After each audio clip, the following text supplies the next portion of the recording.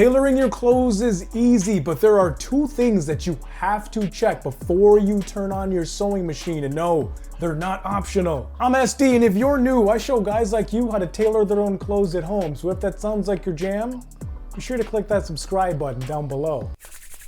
Ooh, let's get into it. Make sure you check your bobbin for thread. Your bobbin is that small little spool of thread that goes in the bottom of your sewing machine that it's gonna make up the bottom portion of your stitch. And I couldn't tell you how many times I've forgotten to check for these couple of things. First off, does it have the right color thread and the right type of thread? Because if you switch between projects a lot, it's really easy to make sure that you check the top spool of thread, but you drop the ball on your bobbin. And then you go to make a stitch and your sewing machine's all like,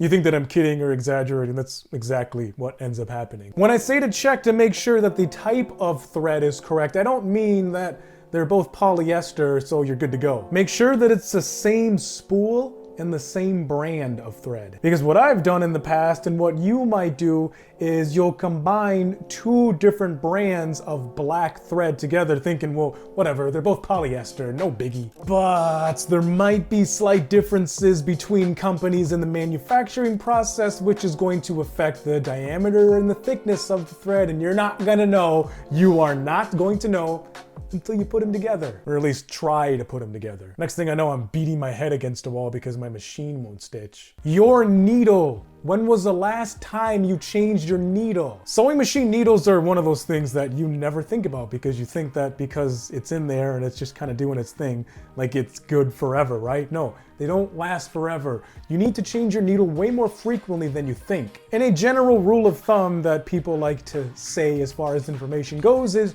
you need to change your needle every 6 hours of sewing or every 6 garments. And I usually go with the 6 garments route, but totally depends. It might get a little bit tricky, and here's why. If you binge tailor a whole bunch of t-shirts with a universal needle, you can get away with using that same needle for, I don't know, let's say all 12 t-shirts.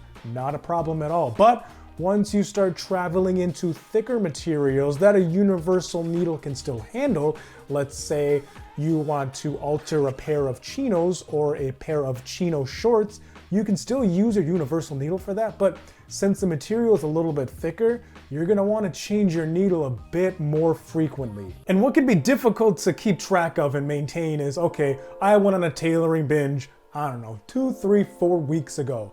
I changed my needle then, it's totally fine. Well, at least I think I changed my needle then. I'm not really sure. When that ends up happening to you, just change it. They're super cheap. Universal needles, $2, $3 at Walmart, no problem. And now you are ready to binge tailor everything in your closet. T-shirts, dress shirts, chinos, dress pants, jeans, everything. You should go watch a tutorial in the end card. That's all I got for you. SD out. See ya.